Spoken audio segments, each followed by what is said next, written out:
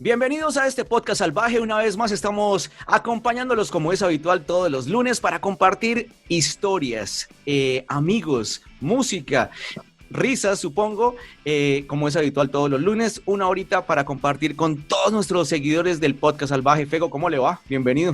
Muy bien y muy contento en esta 11ª edición, Lucho, porque tenemos un invitado realmente indescriptible, por decirlo así. Así es, entonces. ¿Por qué? Porque tiene muchas voces que ya les vamos a ir contando ahí. Entonces, bienvenidos a este podcast salvaje.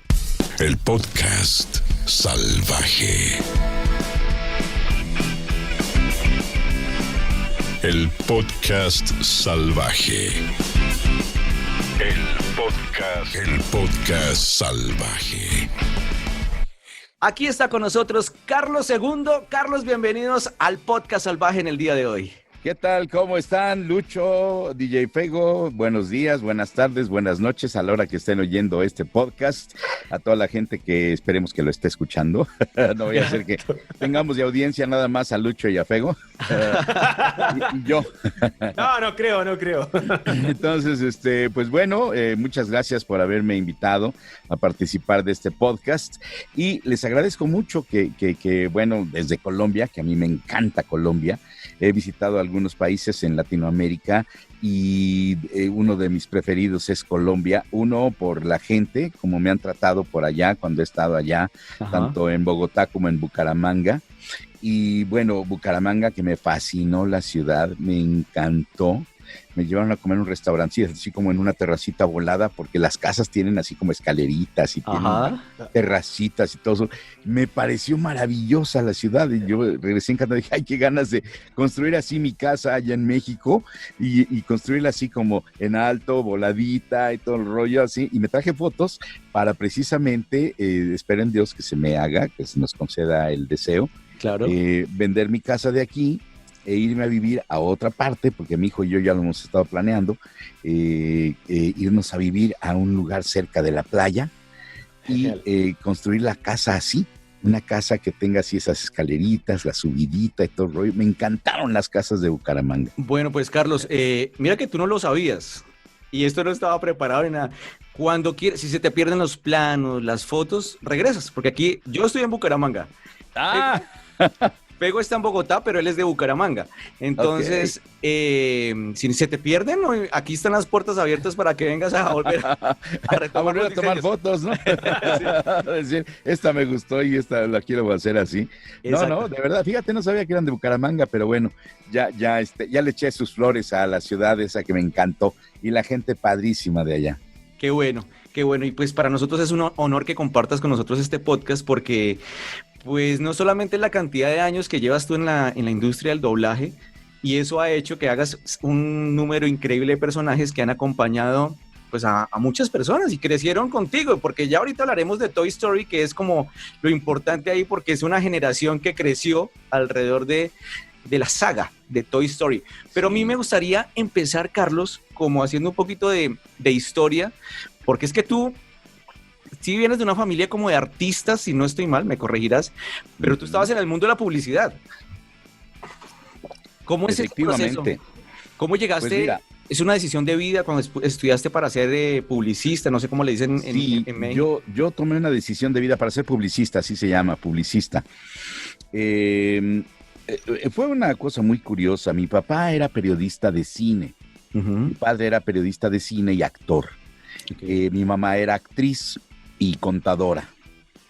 Entonces, fíjate las diferencias. Mi mamá llega aquí a México porque ella no era del Distrito Federal, ella era de Guadalajara, Jalisco. Y mi papá tampoco era del Distrito Federal, mi papá era de Parral, Chihuahua. Eso es otra ciudad, ¿no? De acá de México. Entonces, aquí se conocen porque mi mamá empieza a trabajar en películas, en cine, y mi papá era periodista de cine. Mi papá, de hecho, fue muchos años el decano de los periodistas de cine de México, periodistas cinematográficos de México. Y entonces, bueno, pues cuando nacemos, mis hermanos y yo, estamos muy conectados con el mundo de la cinematografía. Entonces, los amigos de mi papá, independientemente de los amigos de la infancia de mi papá, que entre ellos había importantes políticos, había importantes empresarios, curiosamente mi papá ese es un ejemplo de vida para mí, porque mi papá era de origen de gente de mucho dinero, ¿sí? Originalmente. Pero con la Revolución Mexicana, mi padre nace en 1915 y la Revolución se inicia en 1910. Entonces, cuando nace mi papá, nace a la mitad de la Revolución, en 1915, porque termina en 1921, casi la Revolución. Entonces mi padre nace exactamente a la mitad de la Revolución, junto con sus hermanos, que nacen también, mi tía y mi tío, hermanos de mi papá menores, nacen con un intervalo de un año de diferencia. Entonces, cuando llega, obviamente llegaron los revolucionarios a la ciudad donde vivía mi papá, a Parral, Chihuahua, pues andaban ahí haciendo sus desmanes y salen huyendo. Mi abuelo, el papá de mi papá, era concertista de guitarra clásica y viajaba por todo el mundo dando conciertos y acompañando orquestas y demás. Y mi abuela era niña bien, que acá se le llama, era niña de sociedad. Okay. Al ser niña de sociedad, pues ya sabes, las niñas de sociedad lo que aprenden, lo que hacen es, pues aprendían en aquellas épocas, aprendían que a bordar, a tocar el piano, a hacer cosas realmente bien, de ama de casa, de niña bien. ¡Qué buenas épocas! Sí, no. Eso ya no hay. No, ya no. Ahora todas las mujeres tienen que trabajar y andan metidas en protestas y ese tipo de cosas y demás, lo cual está bien de cualquier forma, puesto que han buscado encontrar su lugar y no solo como amas de casa, pero eso, desde mi punto de vista, y no porque menosprecie a nadie, yo creo que desde mi punto de vista, eso ha incidido en que el ser humano no crezca todo lo bien que debería crecer. ¿Por qué?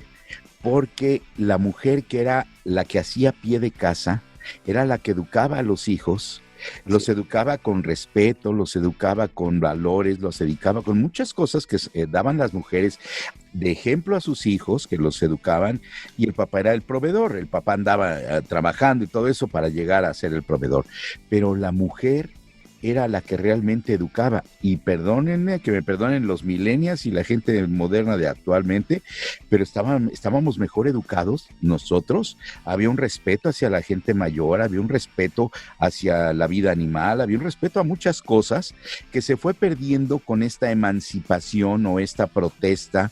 Cuando empiezan los hippies y todo el rollo, empieza una serie de liberación, que se le llama liberación, y entonces empiezan a perder muchos valores, y esos valores que eran lo que nos inculcaban las mamás. Entonces, como las mamás empiezan a salir a trabajar y hay que ser proveedores, padre y madre, por ejemplo, en mi caso, mi papá y mi mamá eran gente que venía educada, pues, de valores muy fuertes, de una educación muy férrea de la provincia mexicana, del interior de la República Mexicana. Mi padre venía de Parral, Chihuahua, y mi mamá de Guadalajara, Jalisco. Entonces, eran provincia, no eran la gran capital con todas las ideas modernistas y modernas que se tenían y todo esto. Entonces, mi mamá tenía una educación muy especial y a nosotros nos educó con mucho respeto hacia, por ejemplo, la gente mayor, respeto hacia la vida animal, respeto hacia los demás, siempre a decir un por favor, un gracias, un con permiso, un retirarle la silla a una dama, abrirle la puerta, cederle la acera, etcétera. Una serie de cosas que ahora me ha tocado que algunas mujeres me dicen, oye, pues, ¿por qué me abres la puerta? Yo puedo hacerlo. Sí. ¿Por qué me retiras la silla? Yo puedo hacerlo. ¿Sí? O ¿por qué me cedes la acera? No, yo voy bien por acá. Porque se decía en aquella época, fíjate, eso se puede tomar como machismo o se puede tomar como caballerosidad. Decía mi mamá, si el hombre iba del lado de la pared y la mujer iba del lado de la calle. Entonces decía mi mamá, no, siempre el hombre debe ir del lado de la calle y la mujer del lado de la pared. Para exponerla menos. Exacto, para protegerla. Uno, ¿o qué? ¿La andas ofreciendo? Decía mi mamá. La andabas traídas del lado de la calle. ¿Qué la andas ofreciendo? No. El podcast salvaje. Y mi padre también. Mi padre era sumamente caballero. Era tan caballero de esos hombres que siempre andaba bien vestido de traje y traía siempre su corbata haciendo juego con su pañuelo. Siempre vestía de traje y traía siempre su clavel en la solapa. Ah, qué chévere. Entonces, sí, siempre su clavel en la solapa, su pañuelo al color de la corbata. Cuando ya dejó de usar el clavel, que ya fue muchos años después, que ya no era tan común encontrar los claveles en todas partes, porque antes las flores pasaban siempre.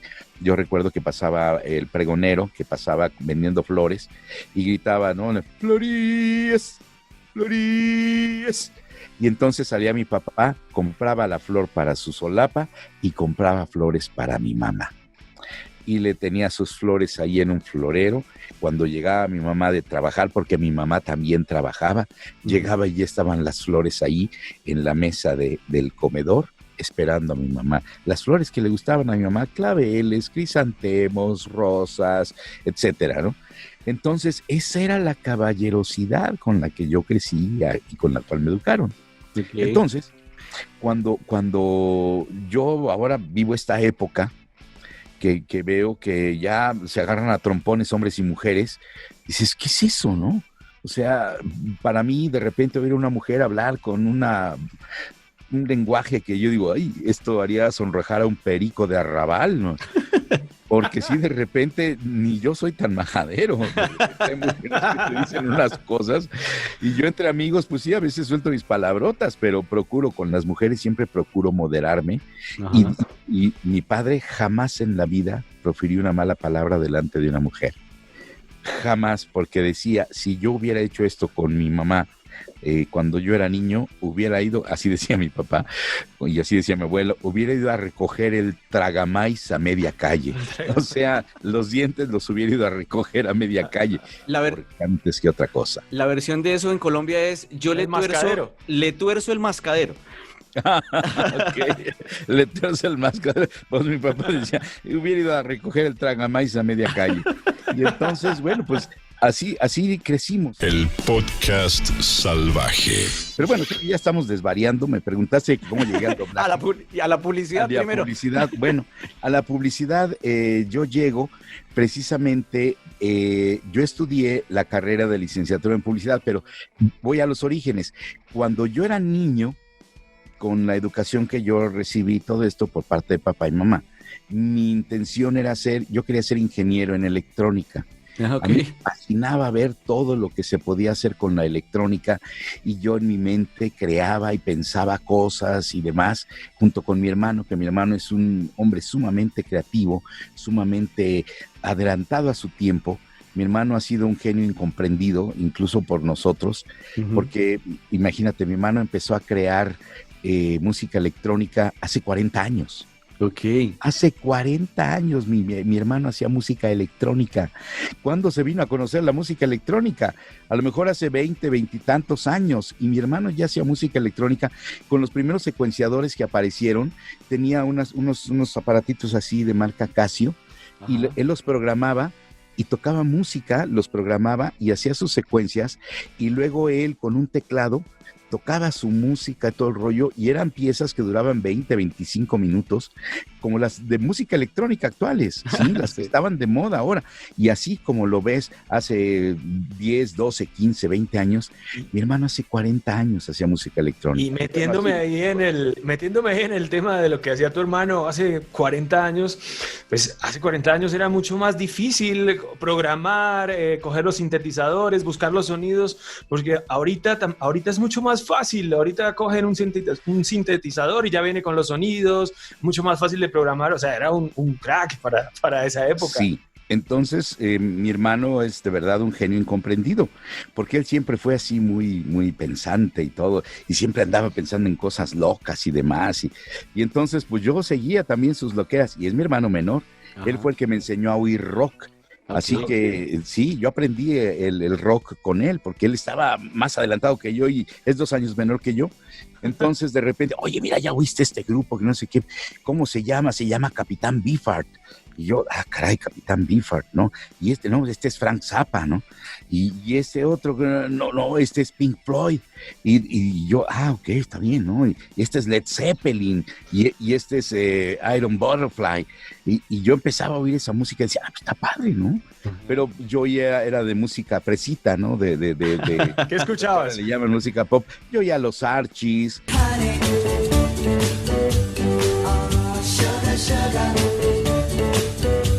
Oía a Bill Deal y los Rondells.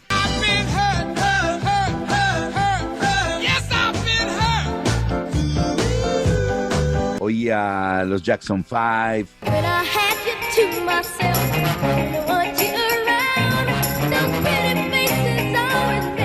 Esa era la música que a mí me gustaba, ¿no? En esa época.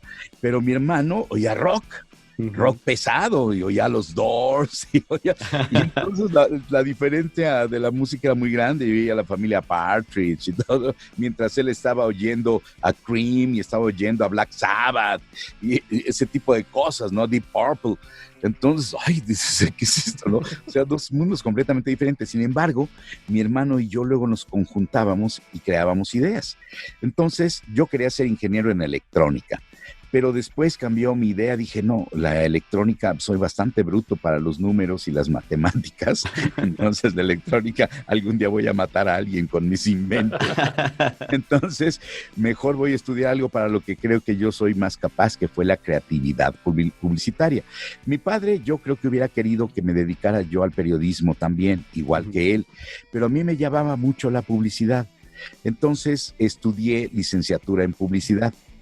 Y así fue como yo inicio mi carrera como artista primero, trabajando en obras de teatro. A los 19 años estaba yo trabajando en obras de teatro, y a los 17 años empecé a vender espacio publicitario para una revista deportiva.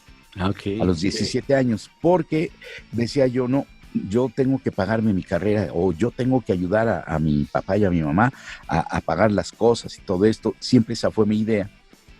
Y no porque no pudieran pagarlo, porque mi papá, les digo, era un prominente periodista y mi mamá era contadora. Entonces no éramos ni multimillonarios ni nada que se le pareciera. Éramos una familia, seguimos siendo una familia de clase media, que trabaja con ciertas comodidades en su vida, que tiene lo suficiente para poder viajar, comprarse un coche, tener una casa, tener comida todos los días en la mesa, comprar ropa cada determinada temporada, etcétera, ¿no? O sea, lo que es la clase media. En un tiempo, yo en lo personal me vi muy apretado. Mi papá también en lo personal, cuando era niño, se vio muy apretado, porque les platico rápido la historia. Mi padre venía de Parral, llegan los revolucionarios, tienen que salir huyendo. En el camino de huida de Parral hacia la Ciudad de México, más bien ellos iban a llegar a Tlaxcala, porque el gobernador de Tlaxcala y su esposa eran padrinos de mi abuela. Okay. Entonces llegan huyendo buscando protección a Tlaxcala para que la madrina de mi abuela pues los apoyara, ¿no? Y los padrinos de mi abuela. Entonces llegan ahí, los están viviendo un rato, pero en el camino mi abuelo enferma. Entonces, estando en Tlaxcala, mi abuelo muere, ¿sí? Y se queda sola mi abuela con 3 hijos chicos. Mi papá tenía en esa época 6 años, 7 años tal vez. Mi tía, que era la que le seguía, debe haber tenido 5 años, y mi tío, el más pequeño, 3 años. Entonces se queda ella sola con sus 3 hijos y deciden emigrar a la Ciudad de México, porque dicen que el muerto y el arrimado a los 3 días apestan. Así es. Entonces, pues ya como que no había mucha comodidad de que estuviera ahí mi abuela, porque mi abuela pues no sabía trabajar, ¿sí? Mi abuela era niña bien, el que trabajaba era mi abuelo, que era el concertista y el que viajaba y aportaba toda la economía familiar y todo esto. Entonces, salen de ahí, vienen a la Ciudad de México buscando oportunidades, y llegan a vivir a un barrio muy pobre acá en México. En aquella época era muy pobre, sigue siendo un barrio pobre, un barrio complicado, un barrio difícil, que se llama La Merced. y llegan a vivir ahí a un cuarto. Y ese cuarto mi abuela lo pagaba, y la alimentación de sus 3 hijos lo pagaba cosiendo, bordando y lavando y planchando ajeno. O sea, la gente le llevaba la ropa y ella la planchaba, la lavaba, la surcía, la bordaba, etcétera, que era lo que sabía hacer para sostener a sus 3 hijos. Entonces, a los 7 años, mi papá empieza a trabajar. Estaba en la escuela primaria, pero en las mañanas trabajaba en una imprenta, porque él decía que quería ser periodista. Pero mi abuela no sabía lo que era ser periodista. Y entonces decía, pues es que lo de los periódicos, ¿no? Y entonces mi abuela dice, pues la imprenta. Claro. Y lo mete a trabajar en una imprenta, haciendo lo que le llamaban cajista. El cajista sacaba los tipos que venían de la fundición, con lo cual se imprimían los periódicos y la publicidad y todo eso, y las cajas, llamadas componedores, que eran de madera, ahí se iban acomodando todos los tipos, los iba acomodando, y como ya estaba en la primaria y ya sabía leer, entonces iba acomodando todo aquello, para que eso pasara en el componedor, se lo pasaba ya a otra persona que se encargaba de acomodar todas aquellas cajas y poder hacer la impresión, ya sea del periódico, de los volantes, de lo que fuera, de lo que estuviera produciendo la imprenta. Sí. Entonces, mi abuela y mi papá trabajaban para sostener a toda la familia, pero vivían en un cuartito que rentaban en una vecindad, los 4. Porque nomás les alcanzaba para un cuartito, y mi padre lo platicaba como anécdota, pero en alguna ocasión se le llegaron a salir las lágrimas, de decir que ellos, su dieta diaria era sopa de munición y un huevo. O sea, sopa de pasta de munición con un huevo. Era lo que comían al día. No tenían para más. Y eso era lo que tenían, y así pasó el tiempo. Y cuando ya medio empezó a mejorar la economía familiar, le surge a mi abuela una oportunidad. Alguien le dice a mi abuela, oye, ¿le puedo conseguir una beca a tu hijo, al mayor, que está trabajando en la imprenta, en la Escuela de Artes y Oficios de la ciudad de Toluca, que es una ciudad cercana aquí a la capital mexicana? Entonces, vamos a ver si quieres que estudie, lo podemos mandar a estudiar allá, porque mi papá estudiaba la primaria y estaba trabajando, trabajaba en las mañanitas porque los periódicos salían muy tempranito, y, trabajaba en las tardes para hacer toda la impresión y estudiaba en las mañanas. Entonces, decía mi padre, éramos tan pobres que no teníamos ni para zapatos. Yo iba al mercado de la Merced a pedir las cajas de cartón para poder hacerle suelas a mis zapatos.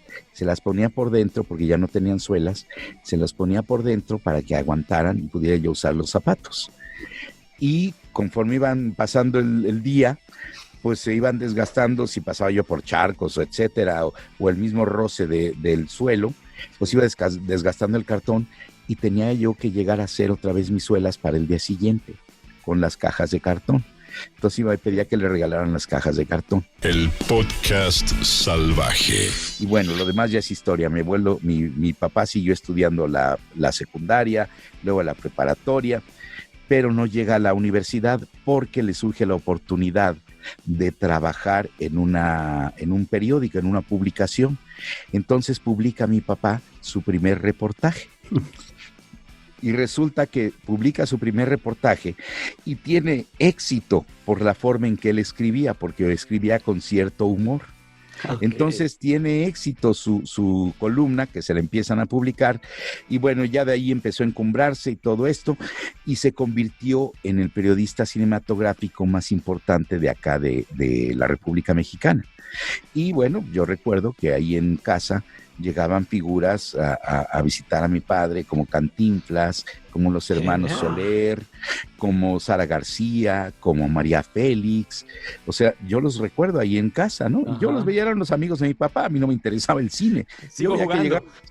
Sí, pues eran los amigos de mi papá. Y yo decía, ay, ese señor se me hace conocido. Ay, esa señora yo la he visto en algún lado, ¿no? Pues eran los amigos de mi papá que llegaban ahí como amigos. No llegaban como periodista, sino llegaban como amigos. Y bueno, ya cuando crezco, yo me acuerdo que empecé a tomar conciencia de quiénes eran esas personas con las que mi padre llevaba una amistad, de que se echaban ahí sus copas y bebían tequila y bebidas que traía mi padre de todo el mundo, porque él viajaba en muchas ocasiones invitado por las delegaciones cinematográficas que iban a Alemania, que iban a Inglaterra, que iban a Cartagena, por ejemplo, al Festival de Cine de Cartagena. Y ahí mi padre trajo unos discos muy padres que eran, le llamaba... sé que todavía existen 14 cañonazos bailables. Claro. Todavía existen. En Colombia. Sí. Entonces, regresó de Cartagena y se había traído ese disco porque había una canción que se llamaba Conchita. Decía la canción, recuerdo que decía Conchita, y empezaba la música, la cumbia muy padre. Y todo eso. ¡Conchita!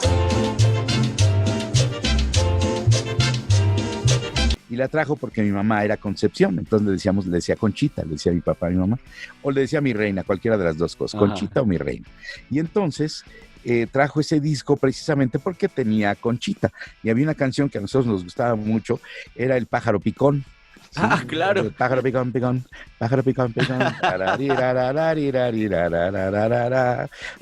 picón. Pájaro picón, picón, un pájaro picón, picón, tiene las alitas negras y el piquito colorado. Y entonces nos poníamos a bailar y los niños, ¿no? Con mi papá y todo eso, y andábamos bailando en la sala y en el comedor y todo esto, con los 14 cañonazos bailables. ¿Sí? Entonces, iba a muchos festivales en muchas partes, a Rusia, a todos lados, y entonces se traía siempre bebidas de diferentes países, ¿no?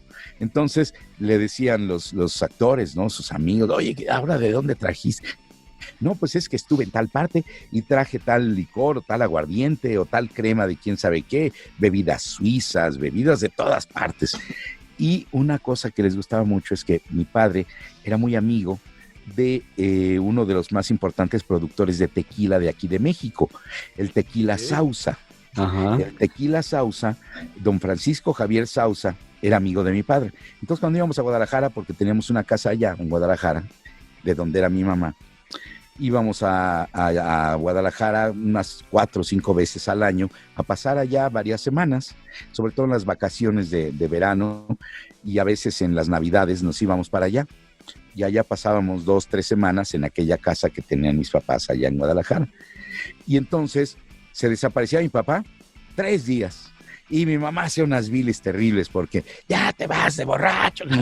No, Conchita, nada más voy a visitar a don Francisco Javier, que no sé qué. No, ya sé que se ponen sus borracheras allá. Se iba con un amigo, dueño de un periódico de allá de Guadalajara, llamado Fiesta Brava, y don Roberto Rubalcaba, que era el amigo de mi papá, se iban los dos a visitar a don Francisco Javier y se perdían 3 días. Y allá sí seguramente se ponían sus guarapetas, ¿no? Claro. Y regresaba mi papá con unos barrilitos, unas barriquitas chiquitas que decían reserva del patrón. Y decía el letrerito, reserva del patrón para mi amigo Carlos Bravo y Fernández Carlillos, de su amigo Francisco Javier Sauza. Y don Francisco Javier Sauza pues ya era una leyenda en esas épocas. Y regresaba, esas barriquitas solo se las daba a sus muy amigos, don Francisco Javier. No existían esas, no sé dónde quedaron esas barricas desafortunadamente, pero siempre tenía sus barriquitas ahí en un cuartito mexicano que tenía adornado con muchas cosas mexicanas, que si zarapes, que si sombreros, que si máscaras, que si candelabros, figuritas, etcétera, un montón de cosas mexicanas que tenía. Qué bueno que llegaba con cosas bonitas y cosas chéveres de parte y detalles de los amigos. Acá en Colombia, el que se pierde 3 días llega con un pollo asado. El podcast salvaje. No, acá mi papá llegaba con un montón de cosas y con sus bebidas, y entonces los invitaba. Oye, traje, me acuerdo, había una bebida suiza que se llamaba crema de amor.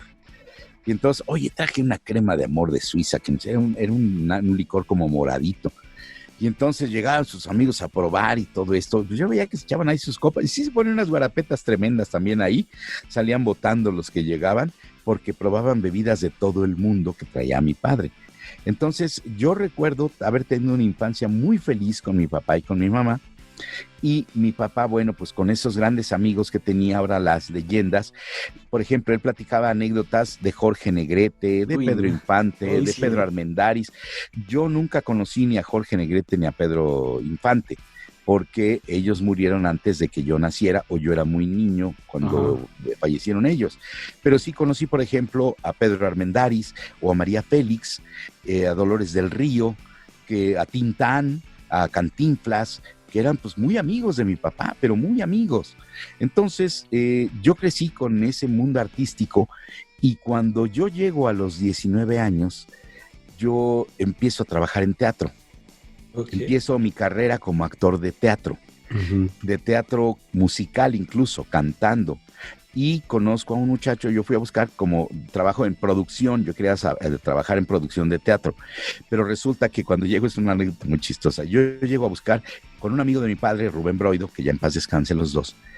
Rubén Broido estaba produciendo una obra que se llama Amor sin barreras, con Gualberto Castro y María Medina, y Luis Torner eran los protagonistas. Entonces yo llego buscando trabajo en producción, para ver de qué manera podía yo colaborar en producción, porque estaba yo estudiando, pero quería seguir trabajando. Ya no era suficiente el dinero que ganaba yo vendiendo espacio. Ya quería yo trabajar en otra cosa y demás, ya me había aburrido. Y entonces llego a buscar trabajo en producción con el señor Rubén Broido, amigo de mi padre, productor de teatro y de cine también.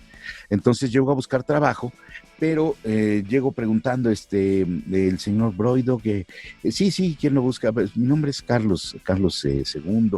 ¿Y vienes a buscar trabajo? Me dijo una persona. Le digo, sí. Y dije, ay, ¿cómo supo, no? ¿Vienes a buscar trabajo? Sí. Ah, vente, pásate por acá. Entonces me pasa y me lleva con otro grupo de personas que estaban en un salón de ensayos, con espejos y todo eso, un salón de danza. Dice, aquí espérate, ahorita te entrevistan y ahorita te enseñan la coreografía para la audición. Y yo, oiga, pero es que... Y se salió y se fue. Y me dejó ahí. Y yo dije, ¿cómo que coreografía para la audición? Y entonces llega de repente una persona, a ver, muy bien, pues soy fulano de tal, no sé cuánto, que vengan por acá, les voy a enseñar la coreografía, a ver, tú te pones aquí, tú te pones acá, frente al espejo, para que se vean cómo lo hacen, no sé qué. Estos son los pasos, y 1, 2, 3 para acá, y 1, 2, 3 para allá, y luego levantan y hacen el quién sabe qué, y el paso para acá, y el pas de bourrée, y yo así, todo sacado de onda, y total, les hago la famosa audición. Yo no era bailarín, ni había estudiado nada de eso. Entonces, yo estudiaba en aquella época, Kung Fu, y tenía cierta flexibilidad y ciertos movimientos muy fluidos del Kung Fu, pero no me servían para nada, yo no era bailarín. Claro. Entonces, cuando se me acerca el señor coreógrafo y me dice, oye, tú no eres bailarín, ¿verdad? Le digo, no. Y entonces, ¿qué haces aquí? Dije, yo vengo a buscar trabajo en producción, estoy buscando al señor Broido. Pero le estoy bailando. Sí, no, necesitamos aquí bailarines y cantantes. ¿Cantas? Yo había empezado a cantar a los 16 años en un coro que yo tenía en una parroquia, en la parroquia de Nuestra Señora de la Piedad Católica. Y entonces, pues sí, canto. A ver, vente, vamos a ver audición de canto. Y entonces voy a la audición de canto y entonces cántate una canción. Y entonces empecé a cantar las canciones de la iglesia, las que yo me sabía que eran de la iglesia, ¿no? Las 1000 ilusiones que palpitan en mi ser, etcétera. Empiezo a cantar una de esas canciones, ¿no? Y me dice, eres entonado, desafinado, seguramente como cantante podrías hacerla, pero aquí necesitamos que canten y que bailen. Entonces no nos funciona. Pero había un muchacho ahí llamado Germán Pliego, también en paz descanse. Uy, estoy hablando de puros muertos. Pero que no me toque a mí con el coronavirus, no me vaya a tocar a mí. El podcast salvaje. Ya vi que no sabes bailar y que cantas, tienes voz grave y todo el rollo. Pues sí. Dice, yo estoy montando una obra que se llama El Hombre de la Mancha. ¿Te interesaría participar? Y yo cuando vi todo lo que estaba pasando ahí, se me movió algo en la fibra interna, ¿no? La fibra artística. Yo era muy penoso, pero cuando empecé a cantar con el grupo coral de la parroquia, se me medio empezaron a quitar los nervios. Se activó el chip. Sí, exacto, se activó el chip. Y entonces cuando yo estuve ahí y vi lo que estaban haciendo y yo traté de seguir las coreografías y no podía porque pues, todos eran bailarines, pero yo las seguía y todo eso sentí tan bonito. Y a la hora de estar ahí cantando y demás, y que estuviera alguien con el piano checando si lo cantaba bien y todo eso, y se me acerca Germán y me dice, me gusta como cantas, te hace falta más clases de canto, tu voz está muy nueva, no está estudiada, pero te voy a mandar con mi maestro de canto para que estudies porque tienes voz grave, y la cuerda grave no es muy común entre la gente latina. Todos son entre tenores y barítonos, pero bajos, porque yo creo que tú eres bajo, no hay. Entonces te voy a mandar con mi maestro para que te enseñe. Y pues bueno, yo estoy poniendo el Hombre de la Mancha. Si te interesa, bienvenido. Te busco un papel. Ahí no hay que bailar mucho, se baila una pequeña coreografía muy sencilla. Todo es actuación. Y yo dije, pues está por aquí interesante, ¿no? Por aquí sí. Fue. Total, llego a estudiar con el maestro Enrique Jasso, el maestro más maravilloso que haya yo podido tener de canto. Grandísimo talento, una maravillosa persona. Me dio clases durante muchos años y jamás quiso cobrarme un centavo. Nunca. Y yo quería pagarle y me decía con palabrotas, estás estúpido, no me pagues nada. Si quieres pagarme con algo, cada vez que yo monte alguna de mis óperas, tú vas a venir a cantarla. Con eso me vas a pagar. Y yo, claro que sí, maestro. Pase lo que pase, yo voy a estar con sus óperas. Y así lo hice. Siempre en las óperas que él montaba, siempre estaba yo ahí, aunque trabajara, aunque fuera ensayos en la noche, lloviera, tronara o relampagueara, yo estaba en sus óperas. Entonces, ahí se me empieza a aumentar otra vez más el deseo de ser artista. Y bueno, estudio muchos años el canto de ópera, pero yo estaba estudiando la publicidad en la universidad, pues yo combinaba la universidad con el trabajo, con los estudios de canto. Entonces yo estudiaba en la tarde la carrera de publicidad en la universidad, trabajaba en la mañana y a la hora de la comida, en lugar de irme a comer, me iba yo corriendo a la Escuela Nacional de Música, que ahora es la Facultad de Música de la UNAM, y me iba yo corriendo a la Escuela de Música, llegaba con el maestro me vocalizaba y salía yo corriendo para casa para terminar para hacer mi tarea y llegar en la tarde a las 6 de la tarde, porque estudiaba yo de las 6 de la tarde a las 10 de la noche. Era la carrera en la tarde. Entonces yo arrancaba mi día a las 7 de la mañana, que me levantaba, me arreglaba, me vestía, me iba a trabajar, entraba yo a las 9 de la mañana, salía a las 3 de la tarde, corría a la escuela de música. En el camino iba yo comiendo, en el coche iba yo comiéndome ahí lo que podía, una hamburguesa, unos tacos, una torta, lo que encontraba yo, lo que se me antojaba en el camino. Llegaba, tomaba la clase de canto, corría a casa, hacía mi tarea y otra vez en la tarde a estudiar. Así fueron mis años de universidad. Así terminé la licenciatura en publicidad. Entonces estaba yo entre si quería ser publicista y si quería ser artista, pero al final me decidí por la publicidad porque ya había terminado una carrera y necesitaba yo ganar dinero, porque para esa época yo me casé muy joven. Para esa época yo ya me había casado y ya tenía un hijo. Yo me casé a los 18 años y casi a los 20 años tuve mi hijo. Entonces, pues yo tenía que sostener casa, esposa, hijo, mi carrera, y trabajaba yo de sol a sol, ¿no? Era como un ingreso y todo eso. fijo, un ingreso económico. Necesitaba yo un ingreso fijo para poder sostener el ritmo de vida. Entonces, termino de estudiar la universidad, pero yo seguía con el gusanito. Y ahí en la universidad, como estudiaba publicidad, yo era el que hacía las campañas que se le presentaban a los sinodales cuando hacíamos nuestros exámenes. Entonces, yo presentaba las campañas, ¿no? De se busca al malo, tenemos al clásico Cherit que busca al clásico malo, y entonces Pepto-Bismol, no sé cuánto, y yo imitaba un poco lo que hacían los locutores de aquella época y que yo los escuchaba. Entonces, pues yo tenía ya esta voz, con la voz se nace. La voz que tienes es con la que naciste. Claro que yo la había educado con las clases de canto. Y entonces yo seguía estudiando canto, seguía estudiando la publicidad, estaba trabajando y me ocupaba yo toda la semana y llegaba el fin de semana y estaba yo muerto, ¿no? El caso es que cuando estaba yo ya, termino la universidad y sigo trabajando.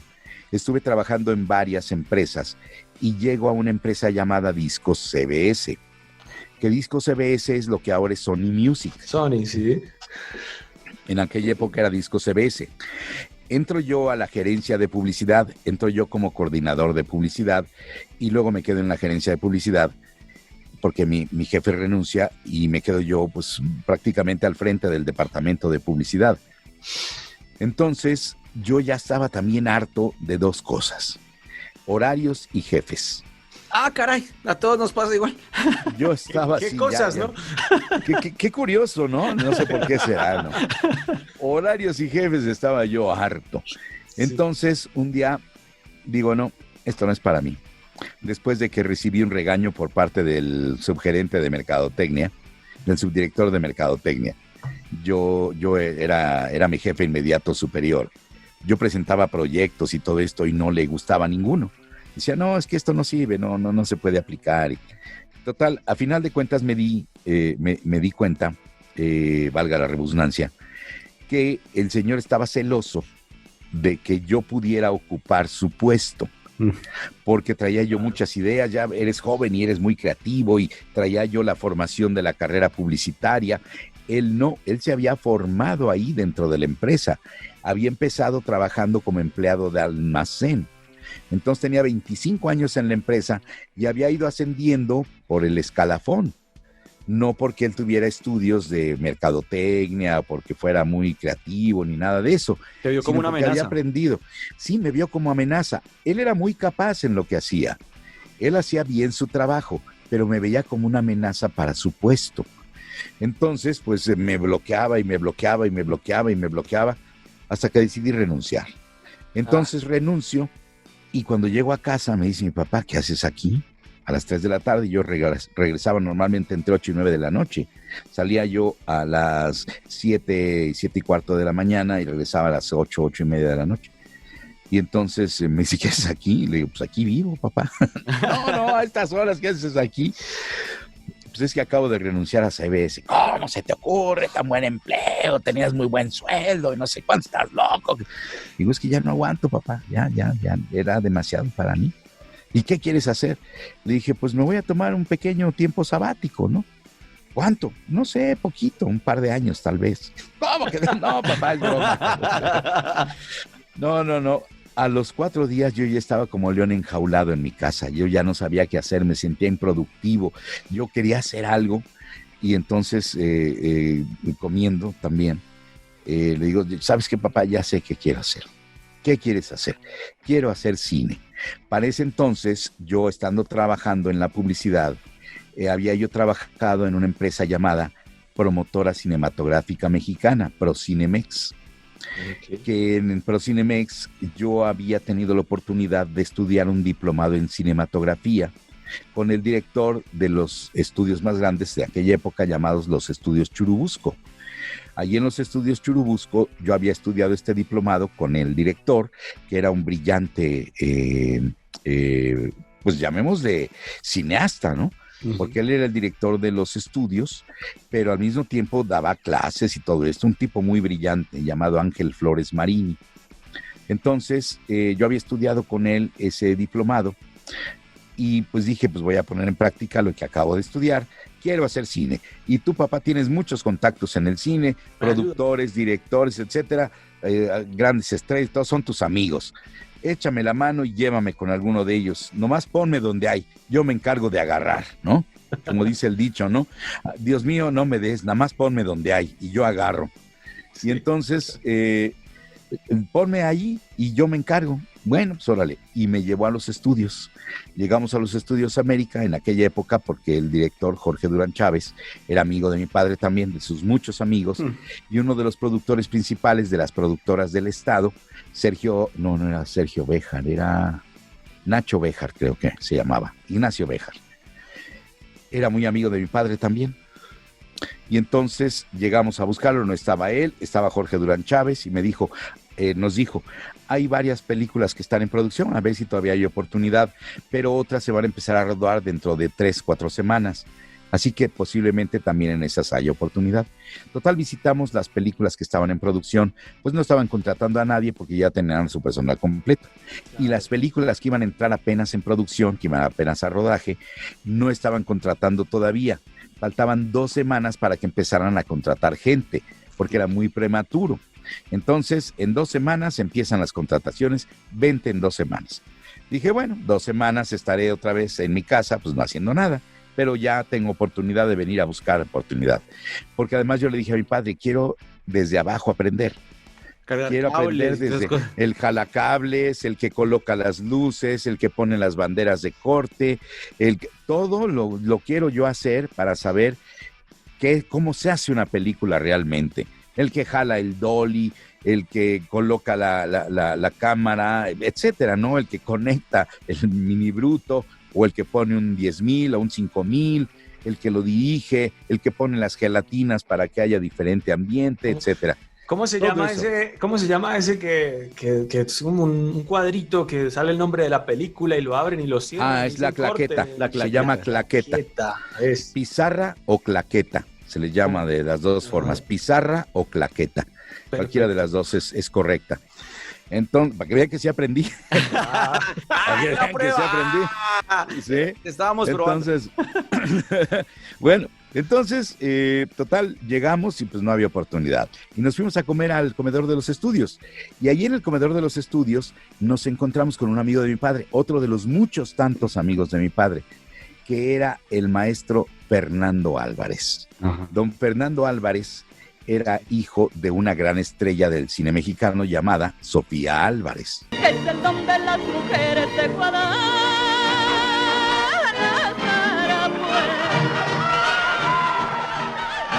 Lo conoció mi padre cuando llega Sofía Álvarez, no recuerdo de dónde era, si era costarricense o era colombiana o algo así. Ella venía de alguna parte de Centro o de Sudamérica, venía al cine mexicano, una mujer hermosísima, una hermosa actriz, una gran actriz.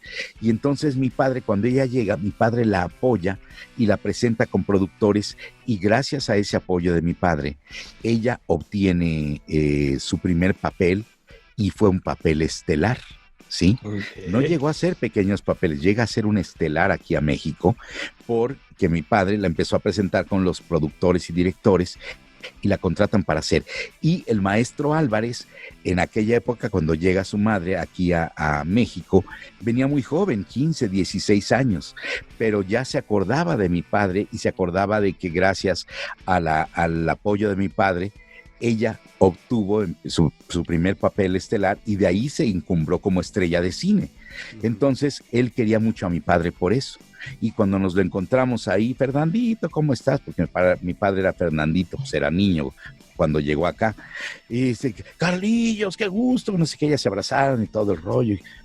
Siéntense, ¿dónde van a comer? Él estaba comiendo ahí.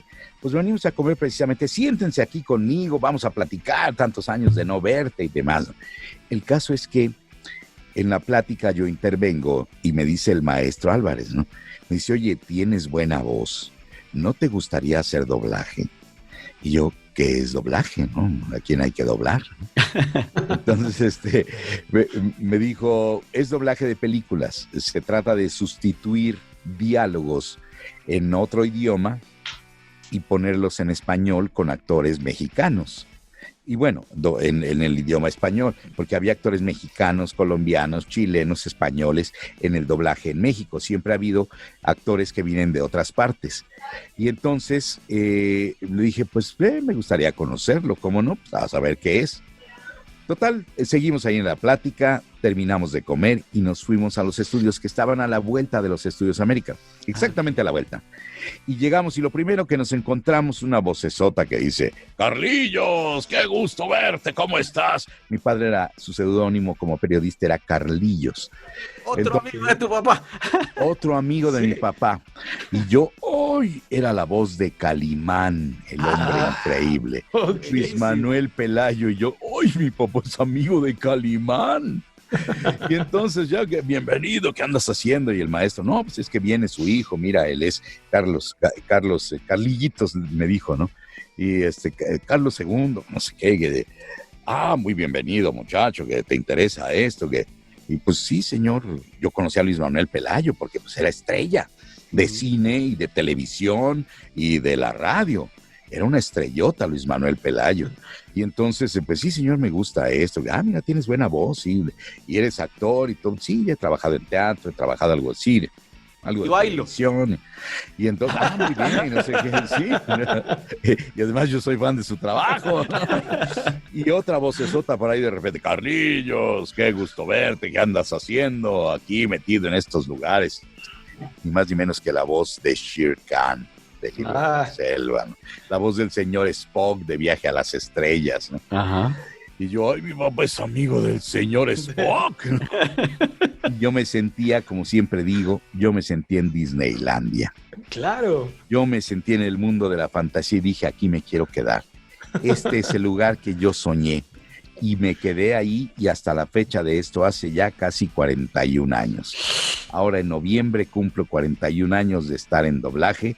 Entré en el año de 1979 en noviembre y desde entonces a la fecha no he parado de trabajar en doblaje. Oye, Carlos, ¿cuál fue ese primer papel que recuerdas, el que te dieron ahí después de que te presentaran a todos los amigos de tu padre?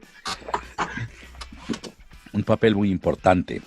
Estaban en un quirófano y se acercaba un asistente médico que decía, doctor, aquí está el bisturí. Y ya. Ese fue mi debut. El podcast salvaje. Para los que no saben y están escuchando este podcast y lo están viendo, Carlos es la voz de nada más y nada menos, bueno, del el papel que nos acaba de mencionar ahorita, también la voz de la voz de Woody, la voz de Piccolo en Dragon Ball Z, y si no estoy mal también en Dragon Ball, la voz de el maestro Kamisama. No recuerdo otro papel ahí en Dragon Ball Z, pero me recuerda a mi infancia. Dos papeles más, Mr. Popo y el maestro Mr. Popo, es que Mr. Popo sale poquito realmente, ¿no? Bueno, sí, sale poquito, pero también tiene su importancia dentro de Dragon Ball.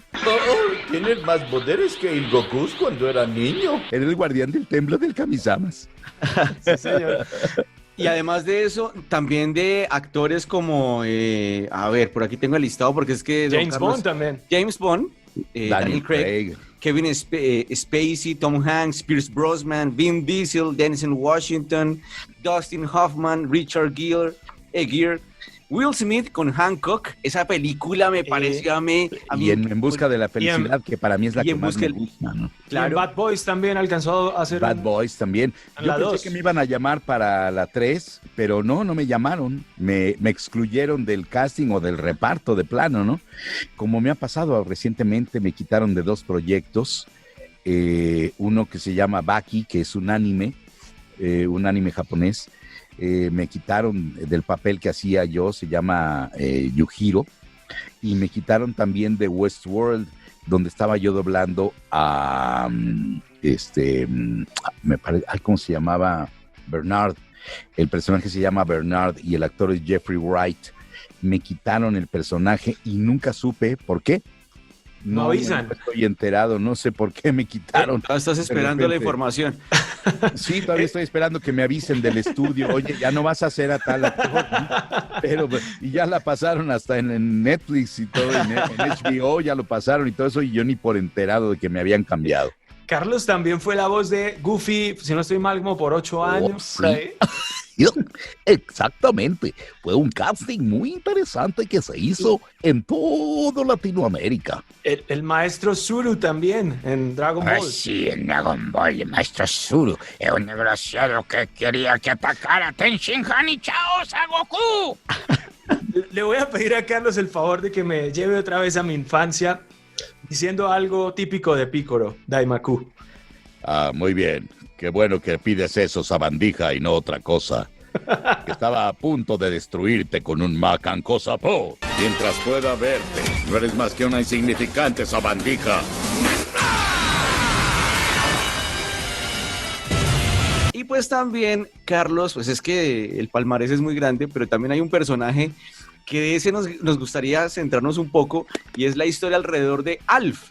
Totalmente, me encanta Alf. Y además es que, por ejemplo, mi compañero Fego estuvo investigando e indagando cómo Alf, la versión norteamericana, las voces, es totalmente distinto a lo que se hizo para Latinoamérica. Latinoamérica. Claro, sí. la idiosincrasia y la cultura es totalmente distinta, pero si el Alf norteamericano se hubiera mantenido de alguna manera para el latinoamericano, tal vez hubiera sido un fracaso, un fiasco, porque el Alf que nosotros conocemos es increíble. El máximo. El podcast salvaje. Vale, qué barbaridad, ¿no? Acaba de meter las 4 y todavía metió la cola.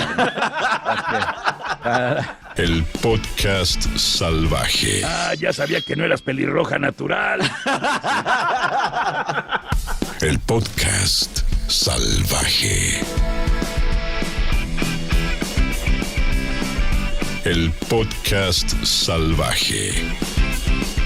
El podcast salvaje.